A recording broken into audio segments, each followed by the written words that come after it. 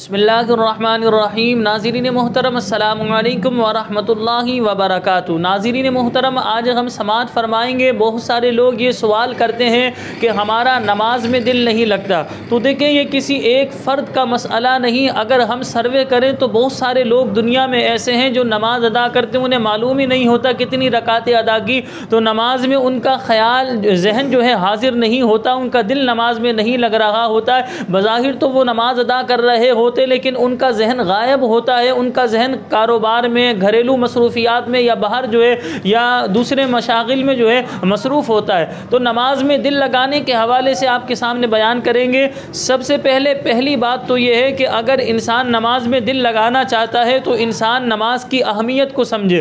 देखिए, अगर हमारे नज़दीक किसी चीज़ की अहमियत होती है, अगर कोई कीमती चीज़ होती है, हम उसकी उतनी ही ज़्यादा हिफाजत करते हैं। मिसाल के तौर पे आपने अगर किसी को 100 रुपये दिए हुए, अगर वो एक दिन का उसने वादा किया था, एक दिन में नहीं दे सका तो आप उसे मोहलत दे देते, चलो एक दिन में नहीं दिए तो दूसरे दिन दे देगा, तीसरे दिन दे देगा, चौथे दिन दे देगा, या हफ्ते में दे देगा। आप इतनी परवाह नहीं करते, यार 100 रुपये की इतनी कोई वैल्यू नहीं है, इंसान बोलता है 100 रुपये तो वापस मिल जाएंगे।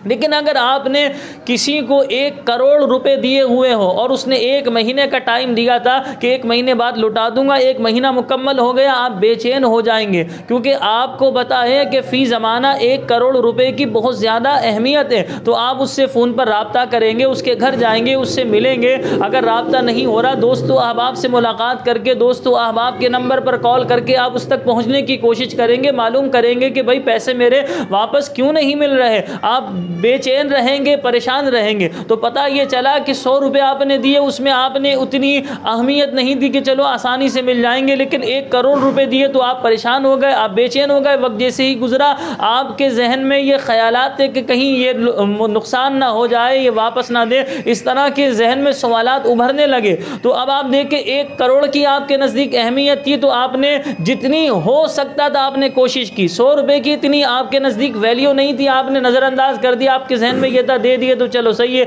नहीं दिए तो चलो मैं माफ़ कर दूंगा।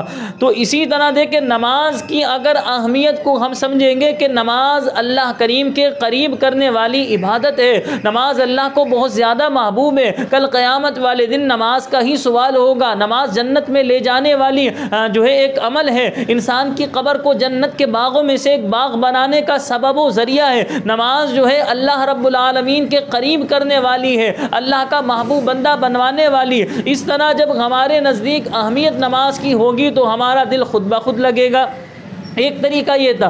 दूसरा तरीका ये, फ़ुक़हाए किराम, उलमाए किराम इरशाद फरमाते हैं, नमाज में दिल लगाने का तरीका ये कि जो अल्फाज आप अदा कर रहे हैं उन अल्फाज पर गौर व फिक्र करें। या इमाम साहिब के पीछे पढ़ रहे हैं तो इमाम साहिब जो तिलावत कर रहे हैं आप उस तिलावत पर गौर व फिक्र करें। एक तरीका ये कि आप जो कुरान पढ़ा जाता है, जो सूरतें, जो आयतें पढ़ी जाती हैं, इसी तरह सूरह फातिहा है, इसी तरह अत्तहियात, दुरूद इब्राहिम, रब्बी जल्नी, दुआए कुनूत, इनके तराजिम आप याद कर लें। जब तर्जमा आपको याद होगा तो अब क्या होगा, जब आप पढ़ेंगे उस तर्जमे पर आप गौर व फिक्र करेंगे, आपका दिल भी हाजिर रहेगा, दिमाग भी हाजिर रहेगा। इसी तरह उलमा ने एक ये बात भी बयान फरमाई कि जब बंदा नमाज पढ़े तो ये ख्याल करे कि खानाए काबा मेरे सामने है और मैं नमाज अदा कर रहा हूँ।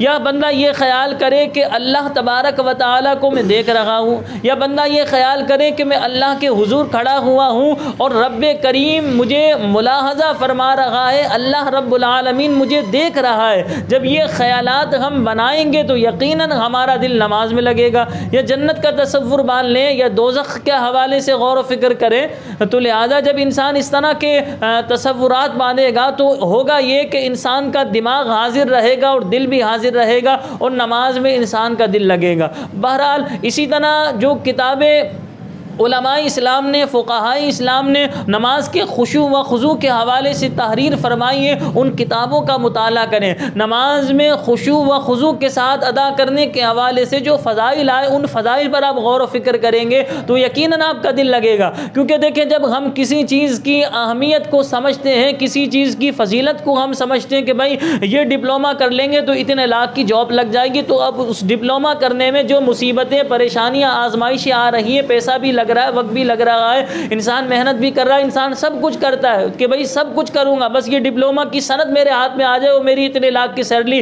वाली मेरी जॉब लग जाए। तो इंसान जब दुनियावी मामलात में इतनी मेहनत के लिए राज़ी हो जाता है कि वक्त भी देता है, इंसान अपना टाइम भी देता है, पैसा भी खर्च करता है, सारे मामलात इंसान कर रहा होता है, तो ये भी तो सोचें नमाज वो अजीम इबादत है जिसके बारे में कल क़यामत वाले दिन सबसे पहले पूछा जाएगा। तो जब इतनी अजीम इबादत है, अल्लाह का करीब करने वाली है, अल्लाह का महबूब बंदा बनाने वाली है, ये सारी फ़ज़ाइल नमाज के हैं, तो लिहाजा इंसान जब नमाज में नियत बांधे, जब नमाज की नियत बांधे, नमाज पढ़ने के लिए खड़ा हो, तो ये ख्यालात माने रब्बे करीम को मैं देख रहा हूँ, वरना रब्बे करीम तो हमेशा हमें मुलाहज़ा फरमा रहा है, या खाना-ए काबा मेरे सामने और मैं खाना-ए काबा के सामने नमाज पढ़ रहा हूँ। इस तरह के तसव्वुरात आप बांधेंगे तो यकीनन आपका नमाज में दिल लगेगा। मुझे अपनी ख़ास दुआओं में याद रखिएगा। अस्सलामु अलैकुम व रहमतुल्लाहि व बरकातुहू।